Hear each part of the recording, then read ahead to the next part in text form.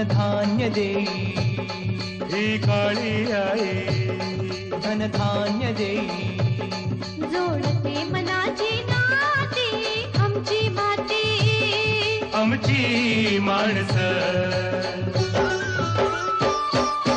आमची माती आमची माणसं आमची माती आमची माणसं आमची माती आमची माणसं आमची माती आमची माणसं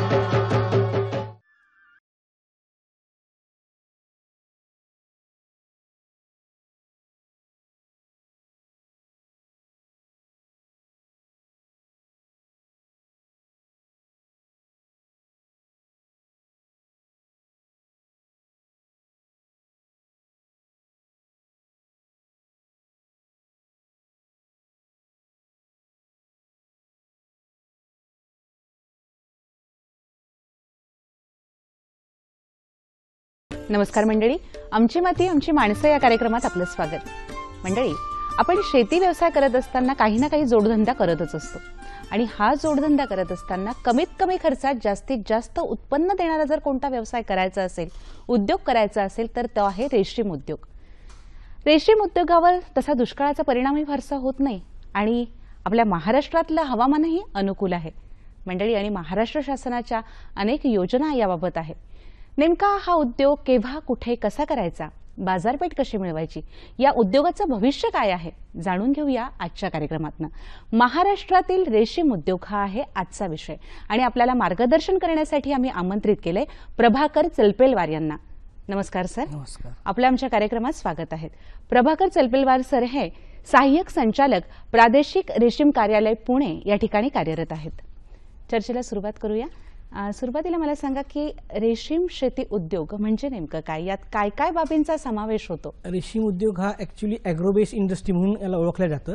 शेतीवर आधारित पूरक धंदा शेतकऱ्यांसाठी असा हा उद्योग आहे आणि याच्यामध्ये शेतकऱ्यांकडे तुतीच्या झाडाची लागवड करायची, तुतीच्या झाडाच्या पाल्यावर कीटक संगोपनाचं, रेशीम अळ्यांचं संगोपन करायचं, त्या अळ्यांपासून ते कोष तयार होतात. ते कोष म्हणजे आपले कम्पेअर जर केले कापसा संबंध जसा कापूस असतो तसं हे कापूसाचा एक प्रकार आहे आणि तो कोष त्याच्यापासून धागा निर्मिती होते, धाग्यापासून मग रेशीम वस्त्र तयार होते आणि ही संपूर्ण प्रक्रिया ह्या रेशीम उद्योगामध्ये समाविष्ट आहे. बरं, आपण थोडंसं मागे वळून पाहूया. म्हणजे महाराष्ट्र राज्यामध्ये याची सुरुवात केव्हा, कुठे आणि कशी झाली? महाराष्ट्र राज्यामध्ये 1970 पासून हा उद्योग प्रामुख्यानं खादी ग्रामोद्योग मंडळामार्फत वाई आणि पाचगणी येथे सातारा जिल्ह्यामध्ये सुरुवात झाली. 70-80 पर्यंत हा उद्योग चांगला त्या ठिकाणी फोपावला 70 ते 80च्या दशकात. आणि त्यानंतर जेव्हा शासनाच्या लक्षात आलं की हा उद्योगाला खूप स्कोप आहे, वाव आहे आणि हा शेतकऱ्यांपर्यंत याचा प्रचार प्रसिद्धी होऊन हा वाढला पाहिजे, त्या अनुषंगानं मग वस्त्रोद्योग सहकार खात्यामार्फत 1997 मध्ये 1 सप्टेंबर 1997ला महाराष्ट्र शासनाने रेशीम संघाची स्थापना केली आणि मग तेव्हापासून हा शासनामार्फत या उद्योगाला चालना मिळून हा उद्योग महाराष्ट्रामध्ये आज चांगला फोफावलेला आहे. छानच. आणि आपण जागतिक पातळीवर जर रेशीम उद्योगाचा विचार केला तर कोणता देश पुढे आहे याबाबत? जागतिक पातळीवर जर आपण विचार केला तर हा मुळात चीन, सुरुवातीला जपान होता परंतु आता जपान मागे पडलेला आहे. पण सध्याच्या स्थितीमध्ये चीन आणि चीन नंतर बाकीचे देश बरेच 30-35 त्याच्यामध्ये देश आहे. तर चीनचा सध्या प्रथम क्रमांक लागतो. जगाच्या संपूर्ण उत्पादनापैकी 82% रेशीम चीनमध्ये तयार होतं आणि त्याच्या अनुषंगाने जर आपण भारताचा विचार केला तर जवळपास 16% भारतामध्ये तयार होतं. म्हणजे भारत पण आज आपला त्या मानाने प्रगतीपथावर रेशमामध्ये आहे. आणि आपला महाराष्ट्रामध्ये असं आहे की भारतामध्ये जे काही 4-5 राज्य आहेत, उदाहरणार्थ साऊथ भागातली जर आपण विचार घेतला दक्षिणेकडचे, तर तामिळनाडू, कर्नाटक, आंध्रा आणि पश्चिम बंगाल आणि काश्मीर हे 4-5 राज्य हे पारंपरिक आहेत. म्हणजे 200 वर्षापूर्वीपासून या म्हणजे राज्यांमध्ये हा उद्योग वाढीस लागलेला आहे. परंतु आता महाराष्ट्र आणि बाकीचे जे काही 4-5 राज्य आहेत ते अपारंपरिकमध्ये आहे. परंतु अपारंपरिक जरी असलं तरी पण आता महाराष्ट्राचं हवामान आणि शेतकऱ्यांचा उत्साह त्या अनुषंगानं आजच्या स्थितीला आपण महाराष्ट्र अपारंपरिक राज्यामध्ये नंबर 1 वरती आहे. वा, छानच आहे. म्हणजे रेशीम उद्योगाला पुढे भरपूर वाव आहे असं म्हणायला हरकत नाहीये. म्हणजे इतर पिकांची जेव्हा आपण तुलना करतो तर साधं आपण सोयाबीन किंवा इतर पिकं ज्यावेळेस शेतकऱ्यांची घेतो विचारात तर त्यांना 1-1 वर्षाचा कालावधी लागतो. परंतु हा उद्योग असा आहे की 1 महिन्यात आहे. जर आम्ही बाग तयार असेल आमची, शक्यतो दुसऱ्या वर्षीपासून बाग तयार होते, पहिल्या वर्षी लागवडीचं वर्ष असते, पण दुसऱ्या वर्षीपासून जर बाग तयार असेल तर 1 तारखेला जर आपण त्यांचे अंडीपुंजाचं संगोपन सुरू केलं तर 30 तारखेला आमचे कोष बाजारात जातात. एका महिन्यात पगारदारासारखं त्याला रोटेशनमध्ये उत्पन्न मिळते. म्हणजे त्याने जर ठरवलं की दुसऱ्या वर्षीपासून 5 ते 7 पिकं तो घेऊ शकतो आणि 1.5 लाखापर्यंत त्याला एका एकरापासून उत्पन्न मिळू शकते. बरं, म्हणजे कमी भांडवल आणि जास्त नफा. हां, याच्यामध्ये भांडवलाचा असा विषय आहे की याला फक्त सुरुवातीला लागवड खर्च आहे, मशागत खर्च आहे आणि तो त्याच्या रुटीनमधला आहे की तो बाकी शेती जरी करायची असेल तरी तो मशागत करतोच. त्यामुळे मशागतीसाठी असा स्पेशल काही तो खर्च करत नाही. त्याला लागणारं जे आहे कीटक संगोपनगृह, त्याच्यासाठी सुद्धा शासनाच्या योजनेअंतर्गत त्याला आपण ते कीटक संगोपनगृह अनुदान देतो. त्यामुळे कीटक संगोपनगृह 1.5-2 लाखापर्यंत जाते. सुरुवातीला त्यानं जर 1.5-2 लाख खर्च केले तर हा उद्योग 15 वर्षापर्यंत त्याला करू शकतो, कारण दरवर्षी त्याला लागवडीचा खर्च नसतो. एकदा लागवड केली तर ते 15 वर्षापर्यंत लागवड टिकते. म्हणजे दरवर्षी लागवडीचा खर्च नाही. शेड एकदा तयार झालं तर शेड पण टिकते. म्हणजे दुसऱ्या वर्षीपासून त्याला निव्वळ उत्पन्न घेणे हाच त्याच्यामध्ये त्याचा सहभाग असतो. आणि मजूर, खत हा सगळा प्रकार, बाकीचं व्यवस्थापन. आता मनरेगा अंतर्गत नवीन स्कीम शासनाने इंट्रोड्यूस केली आहे महाराष्ट्रामध्ये. 16-17 साली या मार्चपासून आम्ही त्या स्कीमला सुरुवात झालेली आहे. ती मंजुरी मिळाली आम्हाला, त्याचा GR शासनाने काढला आणि या मनरेगा अंतर्गत शेतकऱ्यांनी शेतावर जर उद्योग सुरू केला तर त्याला मजुरीपोटी साहित्यासाठी असे पैसे अनुदानाच्या स्वरूपात मिळतात. त्याला 192 रुपयेप्रमाणे 682 दिवसाचे 3 वर्षात मजुरीपोटी जवळपास 1,30,000 रुपये त्याला मिळतात. आणि त्याला लागणारं जे शेड आहे त्याचेसुद्धा 3 प्रकार त्यांनी केलेले आहे. ते मनरेगा अंतर्गत महात्मा गांधी महाराष्ट्र रोजगार हमी योजनेअंतर्गत त्याला आपण 3 प्रकारचे शेड देतो. 1000 फुटाचं त्याला 89,000 रुपये त्याला अनुदान मिळतं. दुसरं 600 स्क्वेअर फुटाचं त्याला 59,000 रुपये अनुदान दिलं जातं. आणि तिसरं आहे 250 स्क्वेअर फुटाचं त्याला जवळपास 32,740 रुपयापर्यंत अनुदान देतं. म्हणजे अनुदानाच्या स्वरूपातून त्याचं ते भागभांडवल भागल्या जातं. बरं, पण मग अनुदान मिळवण्याचं पद्धत कशी आहे, कुठे अर्ज करायचा? पद्धतीमध्ये त्यांची ग्रामपंचायतमार्फत नोंदणी करायची आहे, त्यांना जॉब कार्ड मिळवायचं आहे आणि त्याची नोंदणी झाल्यानंतर मग डिपार्टमेंटमार्फत ती योजना आम्ही इम्प्लिमेंट करतो आणि मग त्या अनुषंगाने त्याचं रेकॉर्डिंग करून त्याला त्याचे लाभ मिळतात. आता कोणकोणत्या प्रकारचं रेशीम उत्पादन हे घेतलं जातं? प्रामुख्यानं रेशमाचे 4 प्रकार आहेत जी निसर्गातच आहेत मुळात.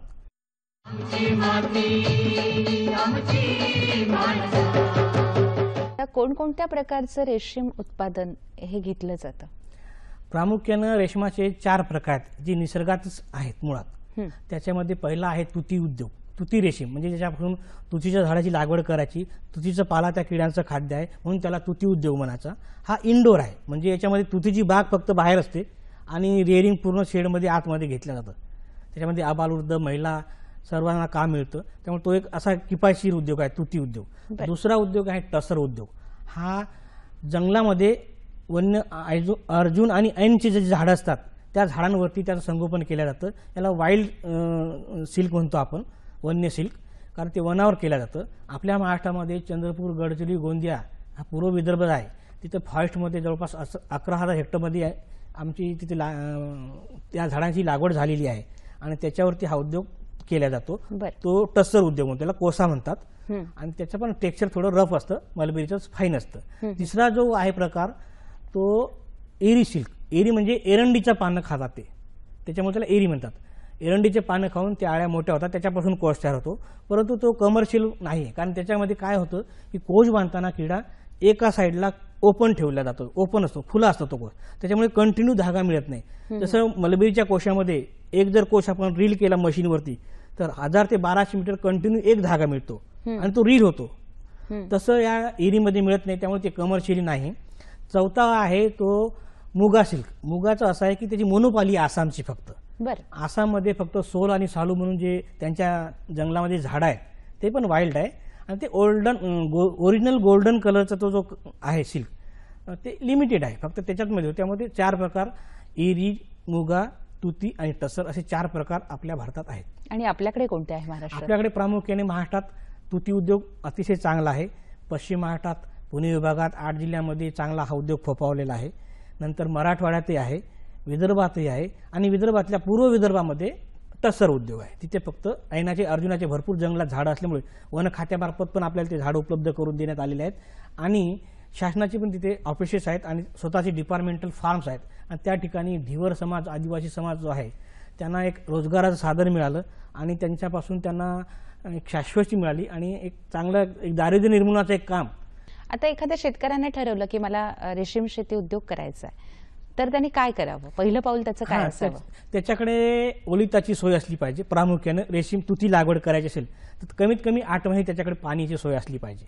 कारण रेशमाची जी झाडं आहेत, तुतीची झाडं आहेत, त्यांना वाढवायसाठी पाण्याची गरज आहे. कारण तो जो पाला आहे किड्यांचा रेशमा तुतीच्या झाडाचा, त्या पानामध्ये सकुलन्सी किंवा ओलावा जास्त फूड आहे ते डायरेक्ट, त्याच्यामुळे त्याला पाण्याची गरज असते. आणि त्याच्यामुळे ओलिताची सोय ज्यांच्याकडे, अशा लाभार्थ्यांनी शासनाकडे, आमच्याकडे ऑफिसला आम्ही एक प्रचार प्रसिद्धीमार्फत जेव्हा प्रोपोगंडा करतो तेव्हा त्यांच्याबद्दल जर माहिती गेली तर त्यांच्याकडून आम्ही अर्ज वगैरे भरून घेतो. त्यांनी अर्ज भरून दिल्यानंतर मग मनरेगा अंतर्गत किंवा शासनाच्या विविध योजना आहे त्या योजनेमध्ये त्याला समाविष्ट करून कार्यालयामार्फत आमच्या प्रत्येक जिल्ह्याला जवळपास 24 जिल्ह्यामध्ये रेशीम कार्यालय आहेत मलबेरीचे आणि 4 जिल्ह्यामध्ये टसरचे आहेत. बरं. तर त्यांनी जर त्या कार्यालयामार्फत जर संपर्क केला तर शासन मग पूर्ण आम्ही त्याची पूर्ण जबाबदारी घेतो. त्याला लागणारा कच्चा माल म्हणजे तुती बेणं देतो, रोपं देतो, लागवड करून देतो, त्याला लागणारा अंडी देतो, त्याला प्रशिक्षण देतो, त्याच्या झालेल्या उत्पन्न मालाची हमी घेतो, खरेदीची हमी घेतो, माल खरेदी करतो आणि अशा प्रकारे त्याला एकदम टॉप टू बॉटम आम्ही असं उभं करून त्याचा रेशीम उद्योग आम्ही शासनामार्फत त्याला इम्प्लिमेंट केला जाते. वा, फारच छान. म्हणजे अगदी बेणं देण्यापासून तर मार्केटमध्ये रेशीम रेशीम जाईपर्यंत जाईपर्यंत. शासन या उद्योगाच्या सोबत आहे असं म्हणायला हरकत हां, नाही. बिलकुल नक्की. आता तुतीची लागवड हा विषय आपण घेतला, साधारणतः ती केव्हा होते? आता आपल्या महाराष्ट्रामध्ये जून जुलैमध्ये पावसाळा जेव्हा सुरू होतो तेव्हा त्याची लागण केल्या जाते आणि लागवड केल्यानंतर जवळपास 4 ते 5 महिन्यात ते झाड 5 फुटाचं झालं की त्याचा पहिल्या वर्षी उद्योग सुरू होतो. पहिल्या वर्षी त्याला मार्च एप्रिलपर्यंत 2 पिकं मिळतात आणि दुसऱ्या वर्षी मग ती बाग ऑलरेडी तयार असते. दुसऱ्या वर्षी त्याला छाटणी करायची, परत त्याला फुटवे येतात आणि त्याला परत ब्रँचिंग होतं आणि त्याचा पाला वाढतो आणि दुसऱ्या वर्षीपासून मात्र रेग्युलर त्याचा उद्योग सुरू होतो आणि त्याला मग दरवर्षी लागवडीची गरज नसते. म्हणजे त्याला दरवर्षी पीक घ्यायचं, छाटणी करायची, परत पाला येतो, परत अंडी घ्यायची. अंडी पण शासनामार्फत आम्ही देतो, त्याला अनुदान तत्वावर अंडी पुरवल्या जातात. त्यामुळे त्याला आमच्या ऑफिसला त्यांनी संपर्कात असतात, आमच्याकडे नोंदणी झाली असते आणि आमचे कर्मचारी त्यांच्या संपर्कात असतात. त्यामुळे त्याला जेव्हा जेव्हा अंडी लागते तेव्हा आम्ही त्याला अंडी देतो आणि ते कोष काढतात आणि त्याला मार्केटला नेतात. बरं. आणि ही शेती करत असताना काय काळजी घ्यावी शेतकरी बांधवांनी? शेतकऱ्यांनी काळजी, आता शेतकऱ्यांना असं वाटतं की इतर जी शेती आहे, आपण जर ऊसाचं उदाहरण घेतलं तर ऊसाची शेती इतकी सोपी आहे की एकदा लावून दिली आणि त्याला पाणी दिलं, खत वगैरे दिलं की ते पाणी आपलं दांडाने जात राहतं, शेतकऱ्याला त्याच्यामध्ये फिरायची गरज नसते.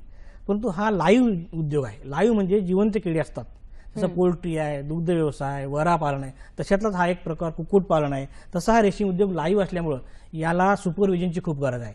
म्हणजे जेव्हा आपण अंडी घेतो आपल्याकडे 1 महिना मग त्याला पाला खाऊ घालावा लागतो. जवळपास 25 दिवस ते किडे पाला खातात.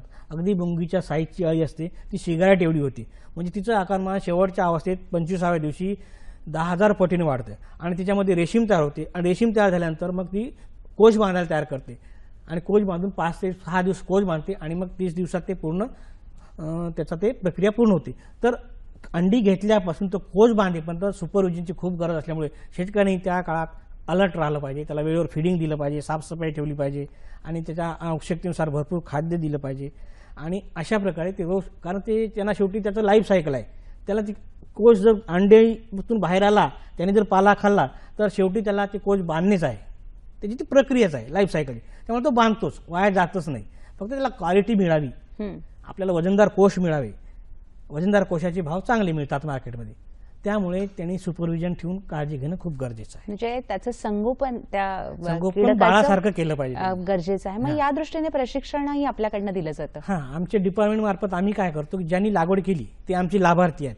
मग त्या लाभार्थ्याला एकदा लागवड झाल्यानंतर, लागवड ओके झाली की मग आमच्याकडे प्रशिक्षणाचा एक कार्यक्रम असतो. प्रत्येक जिल्ह्यांनी आपापल्या टाइम टेबल पण ठरवलं असतं. त्यानुसार मग त्या जिल्ह्याचे अधिकारी, कर्मचारी त्या गावात ऑर्गनाईज करतात आणि त्याला ते ट्रेनिंग दिलं जातं. आणि एकदा का त्यांनी ट्रेनिंग घेतलं, ट्रेनिंग म्हणजे काय असतं त्याच्यामध्ये प्रत्यक्ष प्रॅक्टिकल नॉलेज. ट्रेनिंग म्हणजे त्यांनी अंड्यातून कोश बाहेर आल्यापासून तो कोश कसा काढायचा, हार्वेस्ट कसा करायचा, मार्केटला कसं न्यायचं, इथपर्यंत त्याला पूर्ण त्या ठिकाणी त्याच्या हातातून करून घेतलं जातं एक लाईफ सायकल. आणि एक लाईफ सायकल त्याच्या हातातून शिकल्यानंतर तो घरी जाऊन स्वतंत्रपणे करू शकतो. बरं, ही रेशीम शेती करत असताना, हा उद्योग करत असताना काय करावं आणि काय करू नये? करावं मध्ये संगोपन करावं हे कळलं, पण काय करू नये, काय गोष्टी टाळल्याच गेल्या पाहिजे? रेशीम उद्योगात करताना त्यांनी जे निर्जंतुकीकरण वगैरे आहे, म्हणजे स्वच्छता वगैरे त्यांनी ठेवलीच पाहिजे, बरं, ते टाळून जमणार नाही. नंतर किड्यांचे जे खाद्याच्या वेळ आहे ते त्यांनी टाळू नये, कारण ते टाळले तर उपासमार होईल, म्हणजे तेवढी 1 महिन्याची मेहनत वाया जाईल. म्हणजे 1 महिन्याच्या काळामध्ये त्यांनी ते पाल्याची क्वालिटी मेंटेन केली पाहिजे, व्यवस्थित हार्वेस्टिंग केलं पाहिजे आणि त्या पाल्यापासून त्याला जे वेळेवर खाद्य देऊन त्याच्यापासून कोष काढताना साफसफाई स्वच्छता एवढी ठेवली पाहिजे. बरं, वर्षभरात साधारणतः ते उत्पन्न आहे, ते उत्पादन आहे, ते किती निघतं? पहिल्या वर्षी झाडं वाढण्यात वेळ जातो 4-5 महिने, त्यामुळे पहिल्या वर्षी फक्त 2 पिकं मिळतात आणि दुसऱ्या वर्षीपासून मग जून जुलैपासून त्याची बाग तयार असते. मग जून जुलै ते मार्चपर्यंत जवळपास 7 ते 8 पिकं आपल्या महाराष्ट्रात लोक घेत आहेत, शेतकरी घेत आहेत आणि 500 ते 600 किलो कोष काढतात. आणि आज त्याला मार्केटचा जर विचार केला आपण तर शासनाचं आमचं स्वतःचं मार्केट आहे, आमचे हमी भाव आहेत, परंतु आमचे हमी भाव खूप कमी आहे शासनाचे.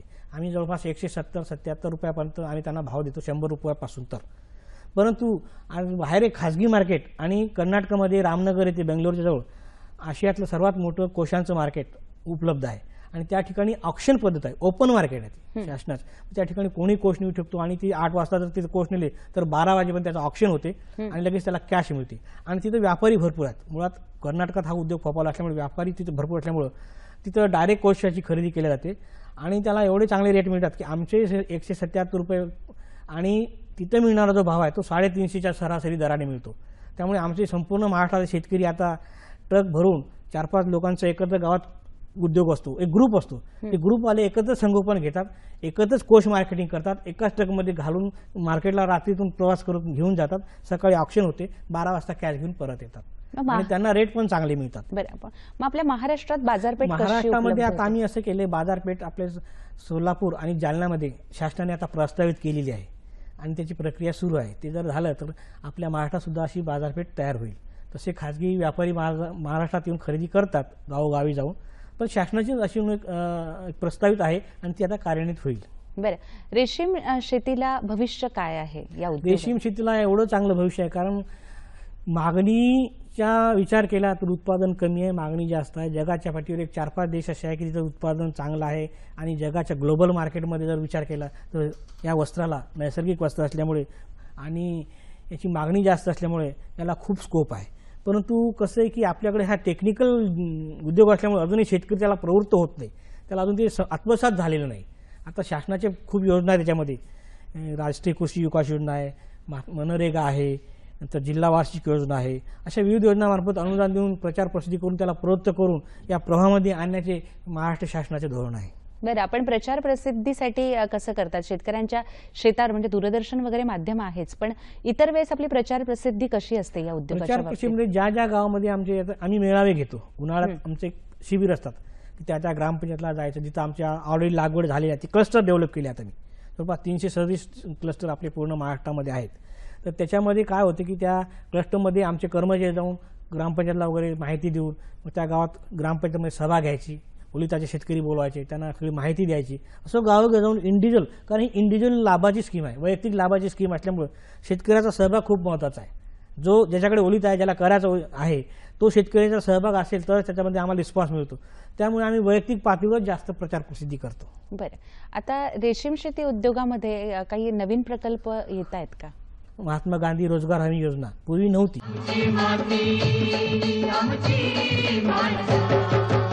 आता रेशीम शेती उद्योगामध्ये काही नवीन प्रकल्प येत आहेत का? महात्मा गांधी रोजगार हमी योजना पूर्वी नव्हती, परंतु आता त्या रोजगार हमीमुळे काय झालं की शेतकऱ्यांना स्वतःच्या शेतावर काम केल्यानंतर त्याला तो मोबदला मिळतो. हा एक त्याला नवीन बेनिफिट फायदा मिळतो आहे की आता इतर शेतीमध्ये काय होतं की शेती करतो पण त्याला मिळत नाही, पण ही रेशमाची जर शेती त्यांनी केली तर त्याला शासन 682 दिवसाचे 3 वर्षामध्ये म्हणजे 1,30,000 मजुरी पोटी देते. 61,000 त्याला ते साहित्य लागतं, चंद्रिका, ट्रे, रॅक वगैरे, त्याच्यासाठी त्याला रुपये मिळतात. म्हणजे स्वतःच्या शेतावर शेती करायची, उत्पन्न घ्यायचं आणि शासनाचं अनुदान पण घ्यायचं, अशी डबल व्हेरी फायद्याची स्कीम मनरेगा आम्ही या वर्षीपासून सुरू केली आहे. साधारणतः जागा किती लागते या शेतीसाठी? 1 एकर तुतीची लागवड करावी त्यांनी आणि 50 बाय 20 एक शेड असावं आणि त्या शेडमध्ये इंडोर त्यांनी ते सगळं करता येतं. खरोखरच रेशीम शेती उद्योग हा अगदी कमीत कमी खर्चामध्ये जास्तीत जास्त उत्पन्न देणारा आहे. तर रेशीम शेती शेतकरी बांधवांनी करायला खरंच हरकत नाहीये. आपण त्यांना पुन्हा एकदा ती प्रक्रिया सगळी समजून सांगूया की रेशीम शेती करायची असली तर तुतीची लागवड म्हणा किंवा इतर आपण अनेक जाती सांगितल्या त्यांची लागवड आणि पुढे ती प्रक्रिया कशी होत असते. रेशीम उद्योगाची सुरुवात तुतीची लागवड केल्यापासून होते. एकदा जर शेतकऱ्यांनी लागवड केली तर त्यानंतर त्याला अंडीपुंज आमच्या मार्फत दिल्या जातात. अंडीपुंज म्हणजे ते रेशीम किड्याची अंडी असतात. ती आमच्या शासकीय आपले बीज केंद्र आहे त्या ठिकाणी कोल्हापूर जिल्ह्यामध्ये गडहिंग्लज येथे आहे ते, आणि बेंगलोरला सेंट्रल गव्हर्नमेंटचे सीड स्टेशन्स आहे त्या ठिकाणी पण आम्हाला अंडी मिळतात, आपली स्टेटची पण मिळतात. ही अंडी आम्ही शेतकऱ्यांच्या डिमांडनुसार त्याला पोहोचवतो. त्याच्याकडे नेल्यानंतर त्याला ती टेक्निकली बाबी त्याला समजावून सांगितल्या जातात प्रशिक्षणामध्ये की ती कशी ठेवायची, त्याची कशी काळजी घ्यायची. नंतर ते फुटण्याचा दिवस ते त्याला सांगितलं, त्याला समजतं त्याच्यामध्ये. ते फुटण्याच्या दिवशी मग त्याला ते सगळं त्या ट्रेमध्ये ते ठेवल्या जाते. ते अंड्यातून बाहेर यायला की शक्यतो सकाळच्या वेळी ते 8 पासून तर 10 वाजेपर्यंत सगळ्या अळ्या फुटतात. त्यावेळेस त्याला ते ओपन करून ते अंडी फुटली की त्याच्यावरती ते तुतीचा पाला आहे, शक्यतो वरच्या शेंड्याचा 2-3 झाडं पानं सोडून शेंड्यावरची पानं घ्यायचे आणि ते कापून बारीक त्या अळ्यांना खाऊ घालायचं. तिथून त्याचं लाईफ सायकल सुरू होते. मग पहिली अवस्था, दुसरी अवस्था, तिसरी अवस्था, चौथी अवस्था, अशा 4 अवस्थांनंतर 5वी अवस्था. प्रत्येक अवस्थेमध्ये त्या किड्याचं एक काळ ठरलेला आहे. 25 दिवसामध्ये या सगळ्या पूर्ण होतात. तर याच्यामध्ये प्रत्येक वेळेस तो किडा खातो, त्याची वाढ थांबते आणि त्याला मग ती कात टाकावी लागते. ती कात टाकल्या जाते, परत नवीन अवस्था सुरू होते. असं लाईफ सायकल कंप्लीट करत करत 5वी अवस्था पूर्ण झाल्यानंतर ती पूर्ण पिकते. त्याच्यामध्ये रेशीम ग्रंथी तयार होते पोटामध्ये आणि त्या रेशीम ग्रंथीतून जी लाळ निघते ती लाळ म्हणजे रेशीम आहे. मग तो स्वतःच्या ऍक्च्युली त्याचा म्हणजे स्वतःच्या संरक्षणासाठी ते बांधलेला कोश आहे. तो आज स्वतःला गुरफडून घेतो आणि 8च्या आकारात असा तो स्वतःला आतमध्ये बंद करून तो कोश बांधतो. आणि तो कोश त्याचं झालं की आतमध्ये त्याचं मग पुढची लाईफ सायकल त्याचं मग मेटामॉर्फोसिस वगैरे ते मग तो पुढं फुलपाखरू पुढे बाहेर येते, परत त्याची अंडी तयार होतात. हा झाला बीज सेक्शनचा भाग. पण आम्ही कमर्शियल भाग जेव्हा विचारात घेतो तेव्हा त्या कोशाला dry hot air dryer machine असते. त्या मशीनमध्ये ठेवल्यानंतर त्याला ते त्यातला जो किडा असतो, अळी असते, ती हॉट एअरमुळे आतमध्ये मेल्या जाते. मेल्यानंतर तो कोश सुरक्षित राहतो आणि मग तो स्टोअर केला जातो आणि मग ते रीलच पाहिजे तेव्हा आपण रील करून मशीनवर धागा काढू शकतो. अदरवाईज फुटला तर त्या कोशाची किंमत 0 होते, कारण धाग्याची कंटिन्युटी तुटते, ती नको आहे आपल्याला. म्हणून आम्ही त्याला ते कोश साठवून ठेवतो ड्राय करून आणि मग त्याच्यापासून धागा निर्मिती होते आणि पुढची प्रक्रिया होते. त्या धागा निर्मितीनंतरच पैठणी वगैरे याला पण फार पैठणीचं आता आपल्या महाराष्ट्रामध्ये येवला आणि पैठण या ठिकाणी अतिशय चांगल्या पद्धतीनं पैठण्या विणल्या जातात. आम्ही शासनामार्फत आमची एक योजना आहे लूमसाठी. 40,000 आम्ही त्या कारागिराला उद्योजकाला अनुदान दिलेलं आहे. येवल्यामध्ये आम्ही आतापर्यंत 8 युनिट उभे केले. अजून आमचं 100 युनिट उभं करण्याचं लक्ष आहे आणि आमचं ते सर्व्हे सुरू आहे. आणि त्यांना ते लूम उभे करून त्यांच्यामार्फत पैठणी येवल्याला आज आपण बाजारात गेल्यानंतर कमीत कमी ओरिजिनल रेशीम सिल्कची जर आपण घेतो म्हटलं तर 5,000च्या पुढे कमीत कमी, आणि मग 3 लाखापर्यंत आपण त्याची किंमत ऐकलेली आहे. परंतु अशा पैठण्या पैठणमध्ये आणि येवल्यामध्ये तयार होत आहेत. बरं, आपण ते म्हणालात की येवल्याला आपण जे काही दिले अनुदान त्याचं नेमकं देण्याचं स्वरूप काय आहे? त्याच्यामध्ये त्यांनी पूर्ण लूम उभी करायची आहे. लूम उभी करायची, त्या लूमनं कापड विणकाम त्यांना सुरू करायचं. रेशीमची साडी विणकामाला सुरुवात घेतल्यानंतर त्याचा फोटो काढला जातो आणि मग ते त्याचं सगळं उभं झाल्यानंतर त्याला 40,000 त्याच्या अकाउंटला जमा केल्या जातात. ते शासन त्यांना अनुदान म्हणून देतं.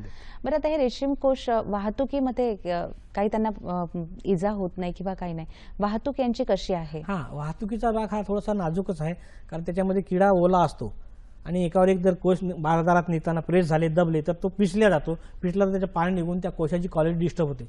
परंतु शक्यतो आमचे शेतकरी काय करतात की लूज पोत्यामध्ये, जसं कांद्याचं आपण भरतो तसं लूज पोत्यामध्ये इथून एरिएशन वगैरे असं लूज पोत्यामध्ये भरून किंवा क्रेट्समध्ये वगैरे भरून ते वाहतूक करतात. बरं, जाता जाता एका वाक्यात काय संदेश द्याल? रेशीम उद्योग हा विशेष करून विदर्भात, महाराष्ट्रात आणि विदर्भातल्या शेतकऱ्यांना आत्महत्येपासून परावृत्त करणारा उद्योग आहे असं माझं ठाम मत आहे. ज्यांच्याकडे ओलिताची सोय आहे अशा शेतकऱ्यांनी पूरक धंदा म्हणून नाही, मेन धंदा म्हणून जरी केला तरी हमखास उत्पन्न देत आहे. कारण त्याच्यामध्ये नैसर्गिक आपत्ती नाही, चोराची भीती नाही आणि त्यामुळे हमखास पैसा देणारं पीक असल्यामुळे शेतकऱ्यांनी तांत्रिक बाब विचारात न घेता कमर्शियल अँगलमधून जर बघितलं तर तो उद्योग अतिशय चांगला आहे. ते करावं असं मी शेतकऱ्यांना आवाहन करतो. त्यासाठी शासन तत्पर आहे. नक्कीच आज आपण या ठिकाणी आलात आणि इतकी छान माहिती दिली आणि शेतकरी बांधवांना मुळात आपण प्रेरणा दिली रेशीम उद्योग करण्याची. त्यासाठी मी आपले मनपूर्वक आभार मानते. धन्यवाद.